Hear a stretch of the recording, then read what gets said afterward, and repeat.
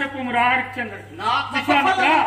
నా తపఫలమంతా నీకే ధారపోయేదు. బలా విశ్వామిత్ర బలా. ఈ యొక్క దేవతమ మధ్యంలో కళ్ళలాడకుండా నీకు వచ్చిన తపమును మొత్తం నాకు ధారపోయిందని పంపుతున్నావు. నా శిష్యుడైనటువంటి హరిశ్చంద్రుడు అబద్ధం ఆడినచో నేను జన్యములు పెంచివేసి నాటక ఫలము కూడా నీకే అర్పణ గావించను. సరే అటులైనా మహర్షులారా, ఏమి ఇప్పుడు మీరు చేసేటువంటి శబదం ఎలా ఉన్నదంటే, నేను చేస్తున్నాను 60,000 తపస్సు. 60,000 తపస్సును నీకు అర్పించి 30,000 తపస్సు నేను తీసుకొని గడ్డము మీసము పొరిగించుకొని రాజయోగం పుచ్చుకుంటానని నీవంటున్నావు. అవును కదా.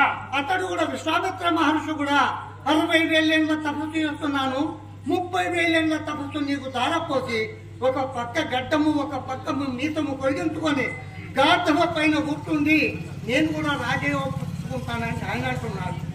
అందుకని వశిష్ఠ మహర్షి నీవు చాలా ఓపికతో ఉన్నావు. విశ్వామిత్ర మహర్షి మీరు సకల ముక్కోపులు, మీరు కాస్త శాంతించాలి తండ్రి, శాంతించాలి. ఆ వశిష్ఠ మహర్షి అంటున్నాడు కదా అంటే ఒక మాట,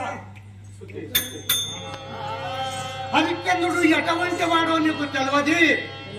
ప్రళయ నిర్ఘాత మరచేత పట్టవచ్చు